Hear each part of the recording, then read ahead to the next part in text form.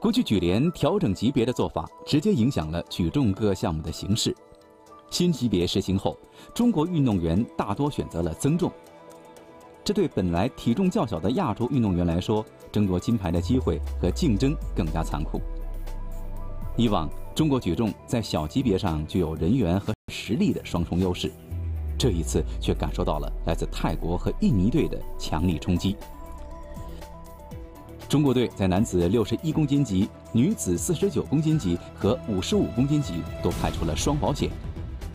结果，中国举重队3度与金牌失之交臂，拿到3个级别的总成绩银牌和59公斤级铜牌。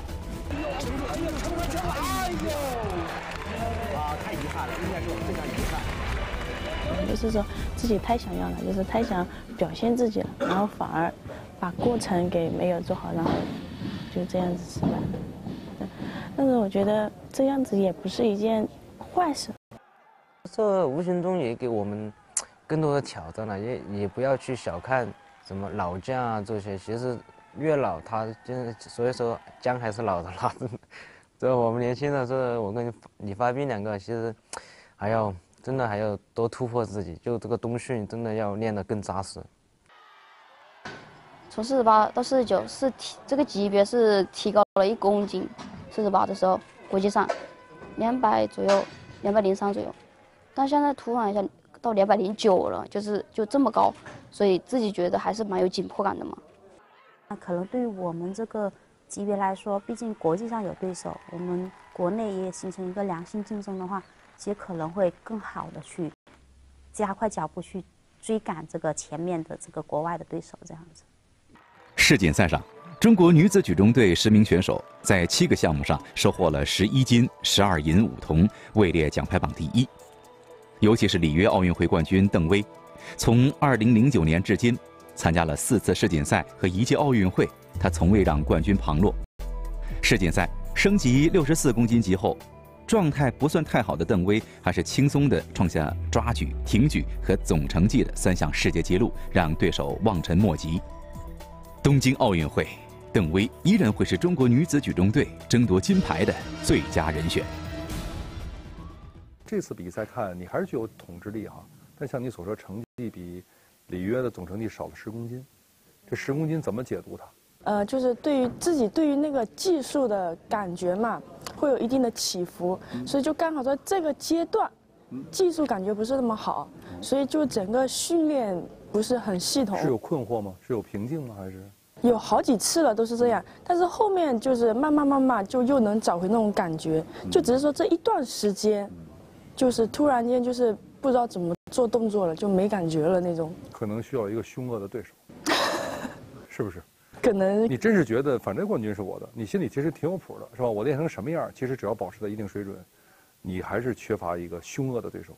就是说，比如说，我觉得我拿出110、140这样的成绩，应该是可以拿冠的、夺冠的，但是对于比赛还是信心没有那么足，还是没谱。但是给我们的感觉啊，你的过程有时候能看出你的，包括这一次，这样的其实是失误对你来讲以前少有吧？应该说，开把掉了，好像我印象中好像是这是第2次。第1次还是14年的时候，那时候因为我生病感冒发烧了，然后第1把没起，然后这是我练举重这么多年来说比赛第2次好像是。我当时眼前一黑吗？还是怎么回事？还是说其实这都在你的意料之中？没在意料之中。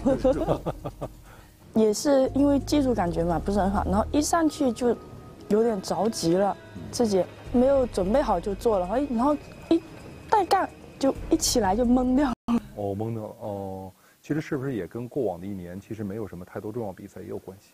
就大家都是在训练的状态，而不是在一个兴奋的一个比赛状态里。国内的虽然说没有比国际比赛，但国内的锦标赛啊、冠军赛，我们还有一次还有测验嘛，其实就跟比赛一样。然后冠军赛完以后，我们放假了1个星期嘛，然后可能那段时间就是放松了一下，然后再回来的话，可能就是一下子就是紧不起来了，然后自己可能那种心态也不是很好，就也有点不想去紧起来的那种感觉，好像。别那么紧绷了，是不是长期紧绷的状态下，稍微有点那种放松，反倒是你自己内心特渴望的？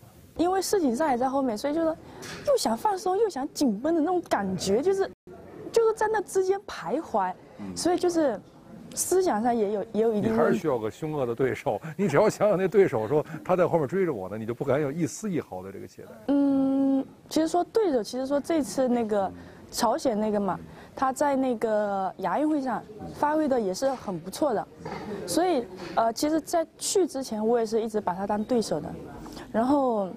但是有时候虽然说，是这么想的，但是有时候，就是会想放松一下自己，就是说，哎，没关系，什么，反正就是觉得自己训练反正还有点老底嘛，就那种感觉。然后就有时候想，哎，算了，就再放松一点嘛。这都是心里话哈，这都是最真实的感觉啊。对。教练肯定发现了，所有人都发现了。对。那他们会提醒你们说你不能这样啊。他会提醒我，但是有时候，后面一段时间嘛，就是。有抓紧了，但是虽然说有抓紧，但是因为技术的感觉不是很好，所以一直想抓紧，但是又练得不好。就是说我什么力量啊什么的都具备了，都有那个条件去上更高的成绩，但是就是在技术上这一块没感觉，就是上不去。所以整个那种也是挺着急的，反正整个也不是很好状态。那现在比赛完了，这个周期过去了吗？还是说我仍然受这个东西困扰，仍然没有走出来？现在也还有一点，因为现在虽然说没有练专项嘛，因为刚回来，然后就是那些平时那些技术做出来，感觉还不是说很好、很顺畅的那种。东京也许就是你最后一届奥运会了。对。那这种感觉又会不一样，又会觉得我得有一个非常完满的一个结果。对。是吧？所以说现在还没有到那个时候那种感觉，可能说等到明年啊，或者后年上半年啊，那种感觉就会有了，自己就会就是说不需要别人再说了。一竿子知道后年上半年，2020上半年了，真是心里有底哈。那会儿系统重启都来得及，还是有实力做底，对吧？是这样哈。反正虽然说现在说会放松，但是还是会保持住原来自己那一套系统的训练，所以就是说虽然说放松了，但是也不会说水平降到多少低那样子。